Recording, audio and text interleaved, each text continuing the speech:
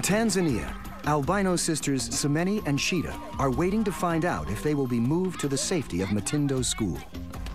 Now, for the first time since their sister's murder, they have hopes of a better future. Meeting their first adult albino, Samuel Maluge, has had a huge impact on them. I told him to take us away from here before we get ambushed again by the albino killers.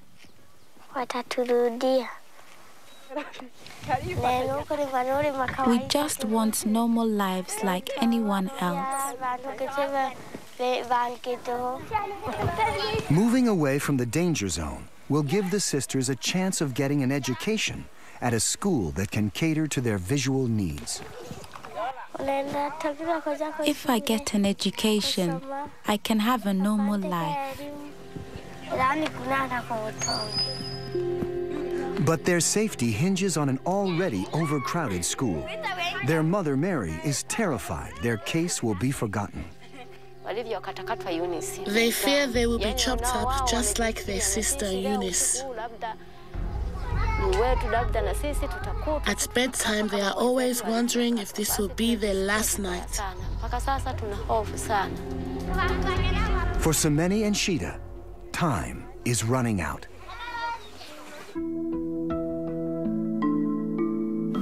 In Canada, Leanne has returned home from summer camp.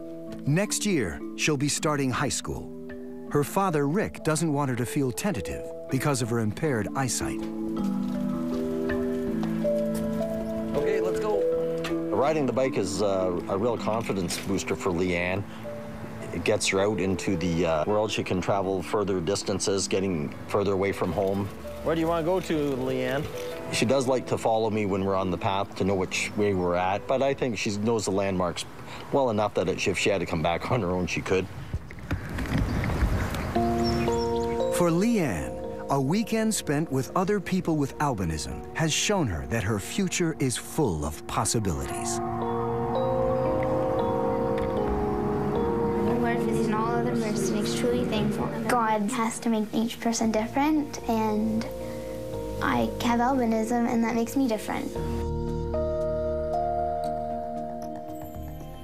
In Arizona, geneticist and albinism expert Murray Brilliant is assessing his trip to Tanzania. What struck me the most was the problems that people with albinism face. They not only have to deal with the harsh equatorial sun that leads to skin cancer and sunburn and all these other issues, but they also have to worry about that they'll be murdered. He's also collating the DNA data he collected from 300 lepers that volunteered for his study. We've got one. The DNA will reveal whether any of the lepers carry the albinism gene. If they don't, he'll have a clear indication that albinism does protect against leprosy. What do we see here? Well, we have the controls right here. Yeah.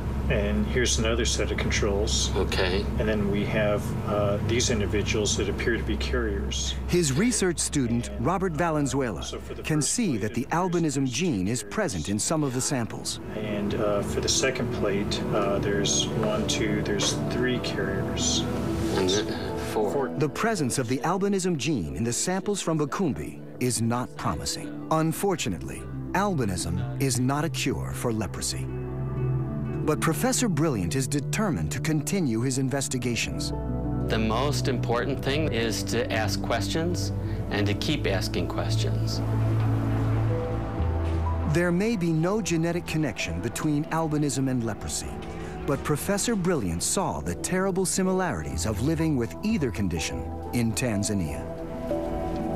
In a sense, what I found is a profound linkage, really, between albinism and leprosy. These are 2 groups of people who, because of the feelings of society, have actually found refuge with each other.